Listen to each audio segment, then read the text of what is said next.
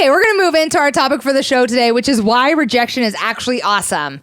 Why is rejection? I like that you put it that way. So I mentioned to Heidi, because we were trying to like think about topics, and I love talking about love and dating. And Heidi is a love and dating expert, and she is releasing a book this fall. That's right. All about how to find your soulmate. So this is like right up our alley. But one thing that I've touched on in previous podcasts, but I think is a really important consideration to being the baddest bitch in the room is rejection. Yeah. Because I'm not trying to say that because you're the baddest bitch in the room, you're not going to get rejected. It will happen. It happens. It will happen. That's right. If you're worth your salt, you will be rejected. That's right. It's kind of like the concept of haters, right? People are going to love you or hate you, and it usually has nothing to do with you. Yeah, actually. well, and you might end up dating a douchebag, and he may reject you.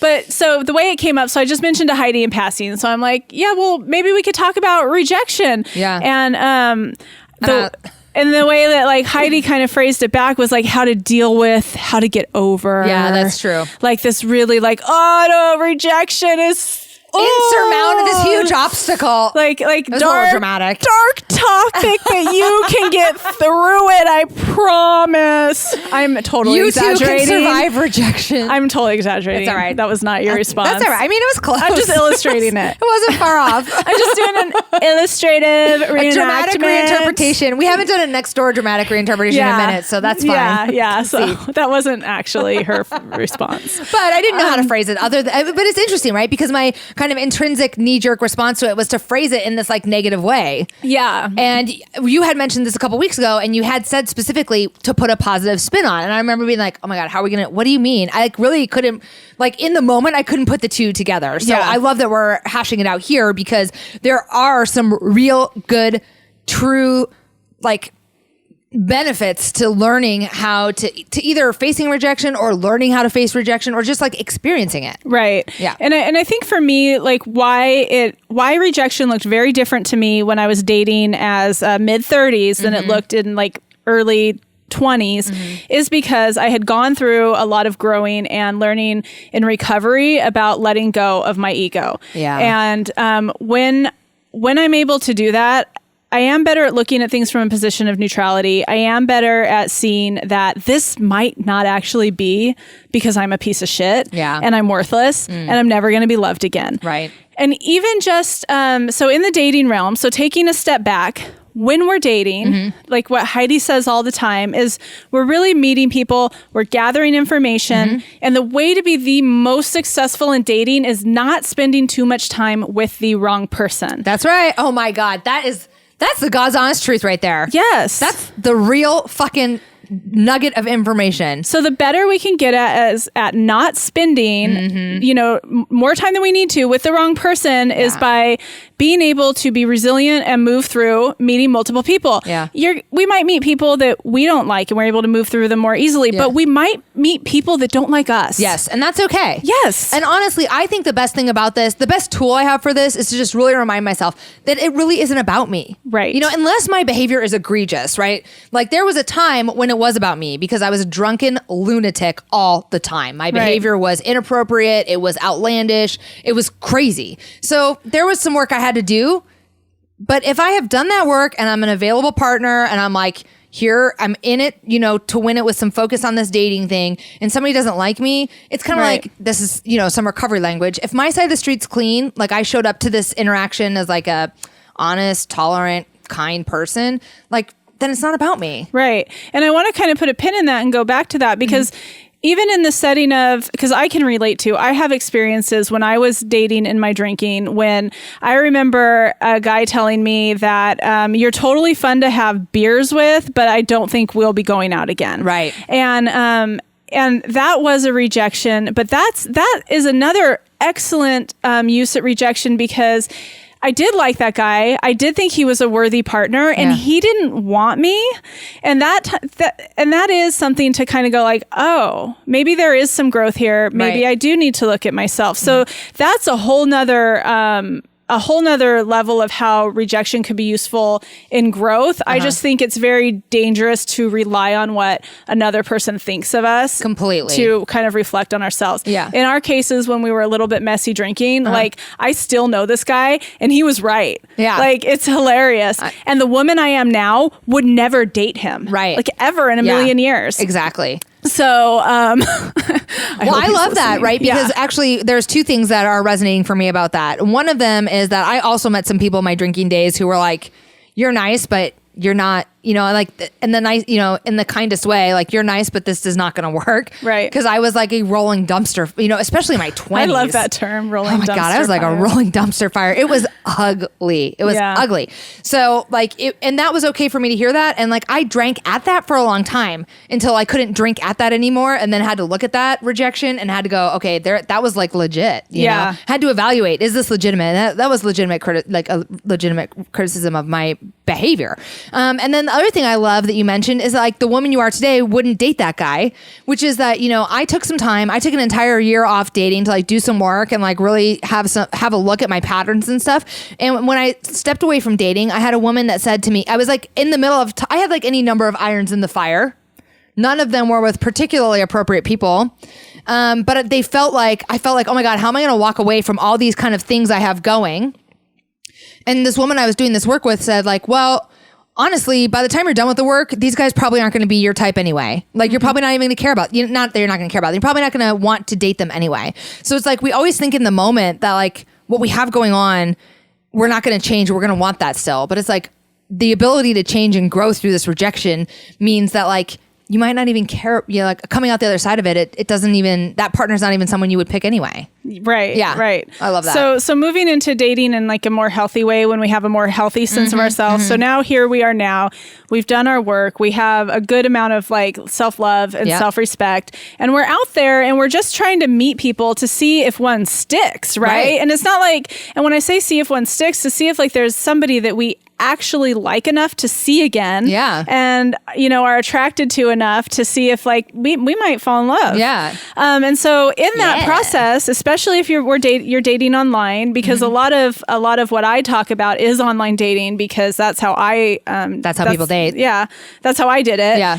You really are kind of just like sifting through people. Yeah. And God bless America if you're able to let me know that you're not interested in me, because one, I can move on. Two, at this point, I don't have to take it personally. Yeah. And if I remember one guy I was going to go out with. I never met him, but we were talking back and forth and he looked really good online. And then right before we had set a date and right before we were going to meet, he sent me a message that he actually went out with somebody a couple nights ago and he really, really likes her. And he really, really wants to pursue it. Yeah. And so he doesn't think he should meet me. Yeah. And it did hurt because I'm like, but what about me? I'm badass. But then I was like, oh, the last fucking thing I want to do is date a guy who's seeing someone else that he really likes. That's right. Like, that sucks. Well, and I mean, a little bit of credit to him, right? Yeah. For having the maturity to say, like, actually, I'm going to cancel this because I'm into this other thing. Right. And so it reminded me of this thing that I heard where it's like the best way to know if someone likes you is that because you know they like you. If they don't like you, you're just confused. Yeah. Right? And it's like, if I would have still dated this guy, it would have been that whole, like, I just be confused. Yeah. Like, it would be really fucking confusing because he's dating this other woman that he likes. I kind of like that as a confusion as a littess test. Right. Like, if you're confused. If they like you, you know they like you. Yeah. If they don't like you, they confuse you. Yes. They don't, it's usually, they don't usually go like, I don't like you and I'm going to tell you I don't like you. They confuse you. They confuse you. So if you are confused in a current relationship, read the fucking writing on the wall. Yeah. Reevaluate. Yeah. Reevaluate. I love that. That is like such, oh my God, that's so good. And what you talked about is like, you talked about being able to move through it and then not taking it personally. Not taking it personally. I honestly think that's the linchpin here. Yeah. That once we've done some growth and we get to a place where we're like healthy and we're dating, that like setting the ego aside, not taking it personally. The 4 agreements help me with this as well, because I always remember like be impeccable with your word, don't take it personally, and I forget the other 2. But it doesn't matter because those first 2 get me through a lot of shit. Yeah. So not taking it personally is just, and you know what, maybe it is a little crutch just to help my ego, but it also gives me a lot of relief. So I don't really care. Yeah. You know? Well, and here's the other thing. I want to like kind of expand a little bit on don't take it personally. Rejection because of the nature of rejection, especially in a romantic relationship, it does hurt. Yeah. So I'm not saying don't be hurt by it. I'm not saying don't be disappointed. And I think this is where the crux of what my deep understanding about rejection, where it lies. I am allowed to be disappointed that I liked this person. I was interested in this opportunity and it didn't work out. Yeah. Because what it really is disappointment. Yeah. And we can walk through disappointment today. Yeah. Yeah. Agreed. So feelings that I would feel would be like, what's wrong with me? I'm not good enough. Yeah. Everybody else is good enough, but I'm not good enough. I'm unlovable. I'm never going to find anybody. Right. And even once I got healthy, I still had those feelings, but they were so much more to such a smaller degree. Yeah. And they didn't consume me. Rule your life. And they didn't affect how I went out and moved forward Right. in the world. And so, yes, we're allowed to be disappointed. Yeah. Yes, we're allowed to recognize that being rejected kind of brings these feelings up if that's something that we have in our history. Some people are really fucking healthy and they're like, whatever. they don't experience that. But they're probably not the kind of women who are taking our love advice, you know? They've got that shit on lock, or men, whatever. I mean, I love that, right? Because really the journey is so much about like a spiritual being having a human experience and having these feelings. It's just part of our humanness, right? So like, I love as a recovering alcoholic, sometimes I get in a lot of trouble when my feelings are like hugely disproportionate to what's going on. And then they start to compel my behavior in some kind of like really shitty way. Yeah. That's where I get like in the danger zone. Right. And so I have really come to a place where I'm like, I can have these feelings. I don't even have to, I can even own that I'm uncomfortable having these feelings, but like, they don't have to compel me to like do some kind of like really outrageous or outlandish thing. And I can just like react to my life in this way that's like a little more mature and like healthy. Yeah. And know? just kind of like shift the power out of those darker feelings to, oh wait, but mostly I'm disappointed. Yeah. And it's okay to be disappointed. Agreed. Or have some self-pity. Right. You know what I mean? Like people, there are people in the circles we run around with that are like self-pity. I'm like, okay, everyone's going to feel a little self-pity now. It's fine. It's fucking fine. Okay. Yeah. I always tell girlfriends when they're going through a breakup and like I knew it was coming because I've been telling them their relationship was shit for a long time. And then they come and they're going through the breakup and they're deep in self-pity. I'm like, okay, you get 3 days. Yeah. Like you get Take 3 some time, days. sit with it, but to have your self-pity. Yeah. But then like you got to keep it moving, girl. let's do something else. Get back on that swiping. Get back on that Tinder or wherever you're at. The best way to get over somebody is to get under someone else. I mean, depending. I haven't tried that yet. I haven't either.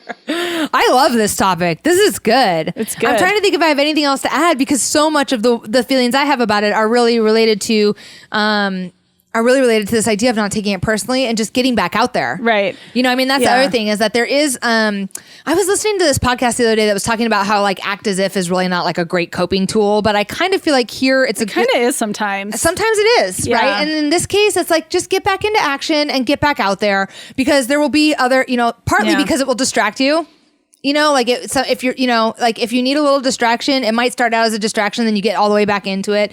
And then partly because that's the nature of it, right? We're getting information about people, selecting and that's the other thing too, having this kind of like scientific frame of this, like we are sifting down, we are going out with a lot of people, we're gathering information, we're selecting who's available, who's not, who's a good match, who's not, who we have chemistry with. We're learning to read the cues. Who's not. We're learning to read the cues, who's not, or whatever.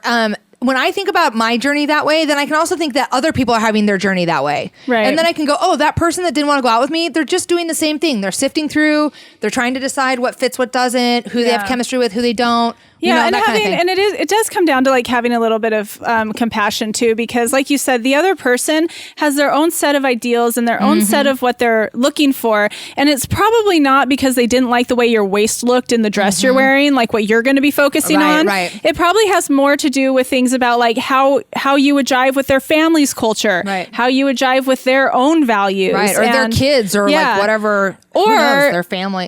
Or they really are just still in love with their ex, which is frequent. It's a frequent finding because do you know what men do when they break up or get broken up with by the one they love? They go online and they start dating. So you are likely going to find a large proportion of those, and you might date one and they might reject you. And I feel like a red flag for that is if they're still friends with their ex, especially their most recent ex.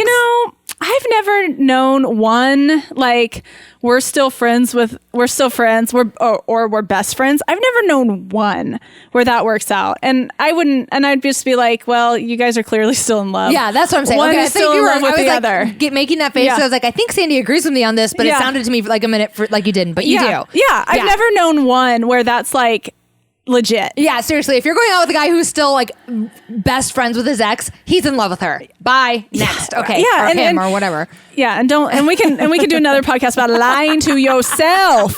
How you lie to yourself because you just want to keep dating this man. But the other thing, and this is a really, really important thing about being able to walk through rejection, to be able to have rejections, to realize that it's probably not about me and that I'm still good. I am still the baddest bitch in the room, and I keep it moving. That's esteem building. Yes. And it builds resilience. Yep. And I do think we need to be the baddest bitch in the room when we're out there dating, and we can be rejected and still be the baddest bitch in the room. That's very, very important.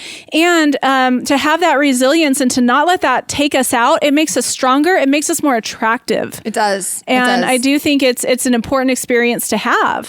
Flung my hair tie so across I them. say, get rejected. Yeah. It's a good thing. Haters gonna hate. Big win. Drink up that haterade. It's okay. Right, yeah. I mean, that's a little extreme. Yeah, I was just saying that I don't think it's haterade. I just think you're right. It's not haterade. we're just not going to jive with everybody. We're not going to fall in love with everybody. We could be the baddest bitch in the room, and that doesn't mean that everybody falls in love with us. It's true. It happens. It happens. Yeah. I mean, it hasn't happened to me. But. What a great segment. Thank you so much for the idea. I'm really glad that we got to what's that word when we got to riff on it. We got to riff on rejection. All right.